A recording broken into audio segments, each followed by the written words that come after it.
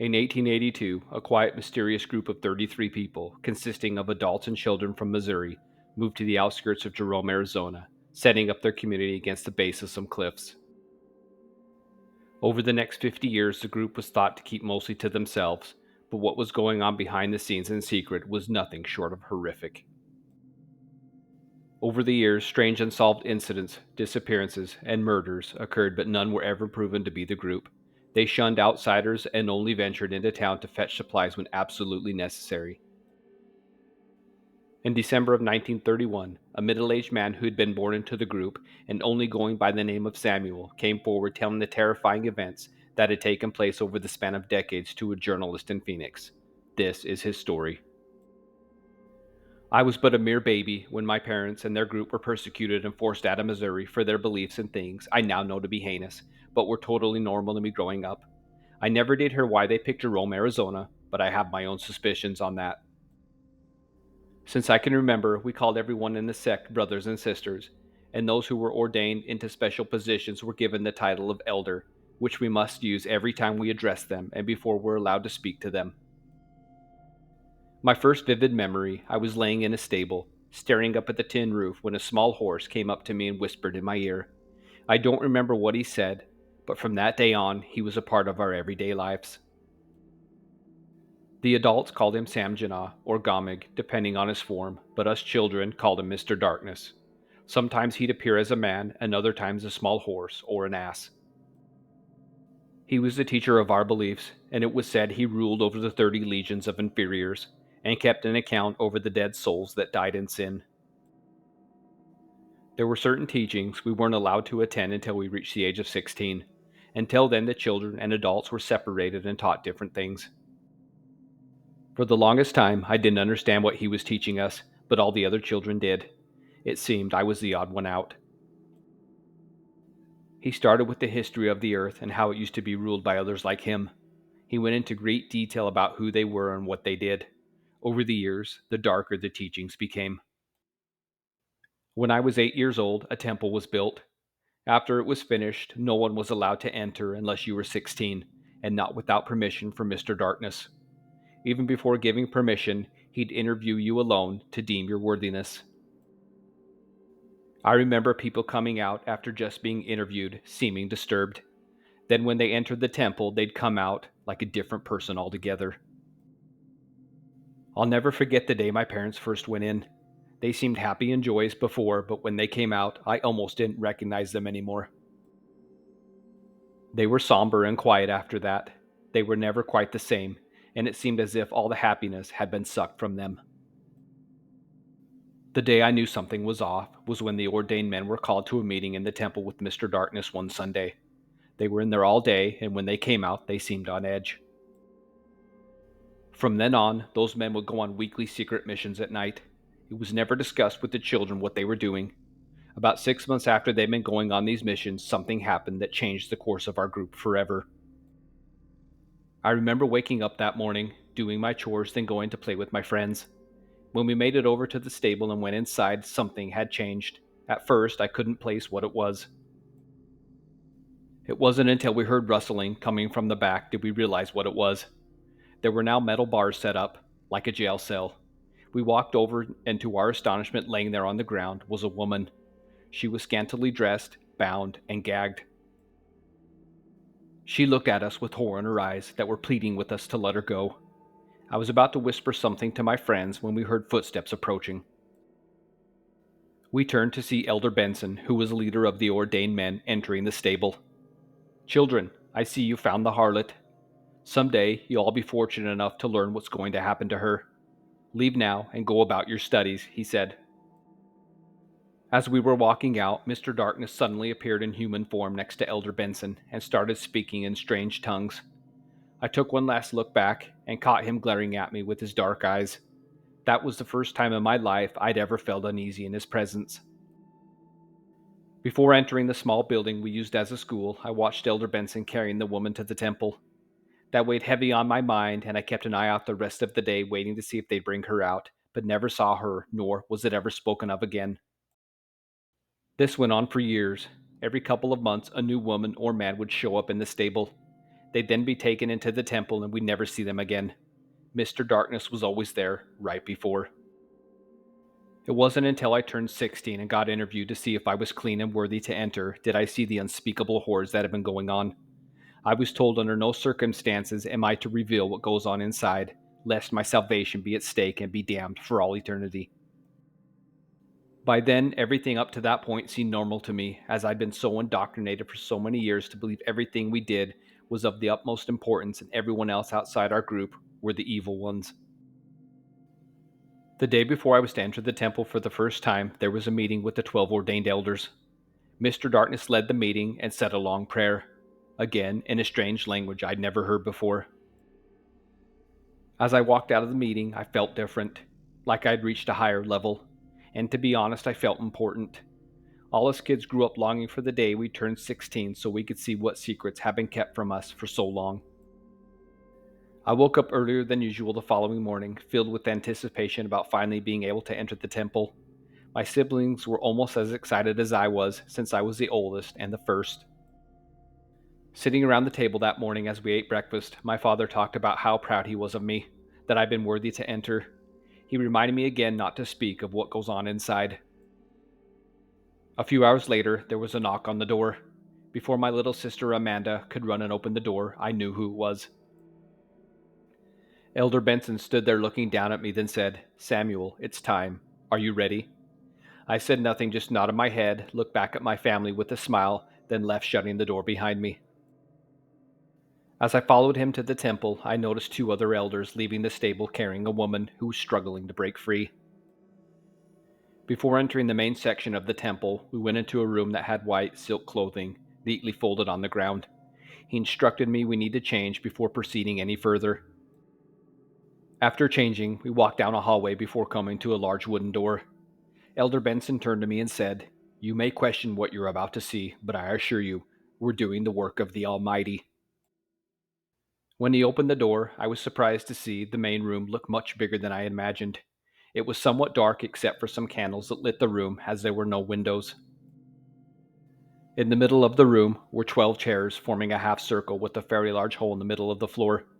10 other elders were already sitting quietly, looking as if they were praying.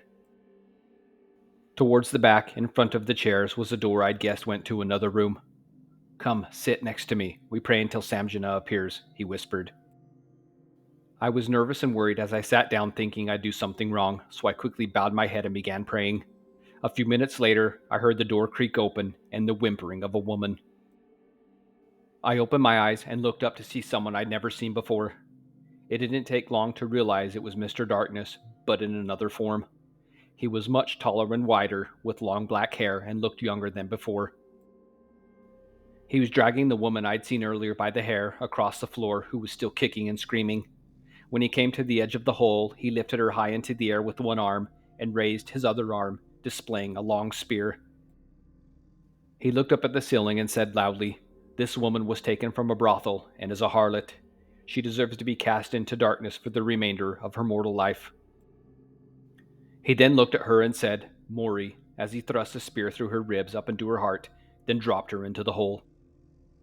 It's odd this went through my mind at the time, but I expected to hear her hit the bottom, but the sound never came. The hole must be really deep, I thought. After dropping her, he turned, walked back into the room and closed the door.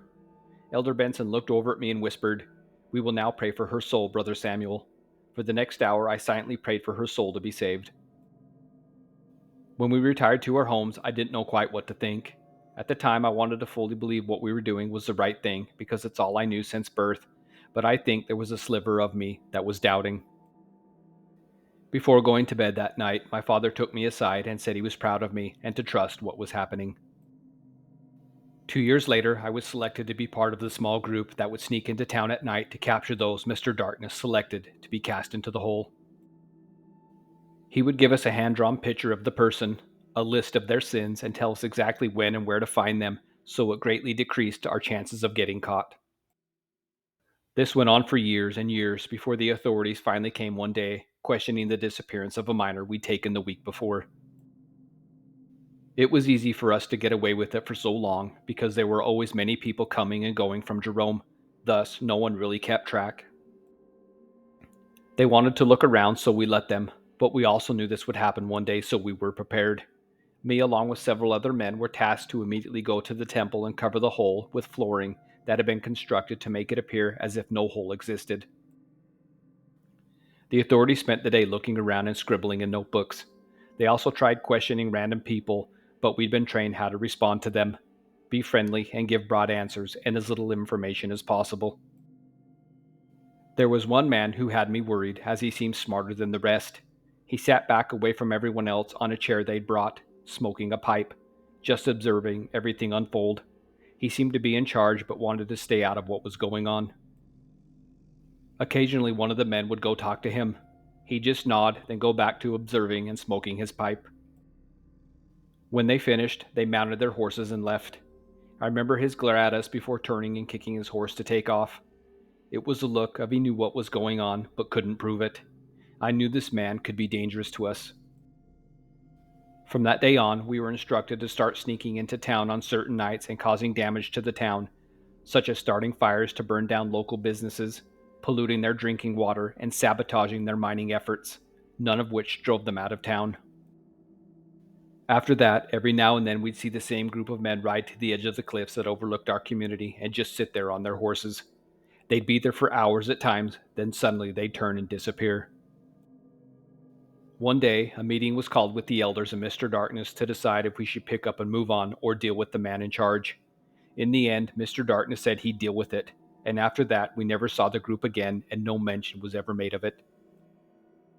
A few months later, though, something happened that forever changed my life and my way of thinking.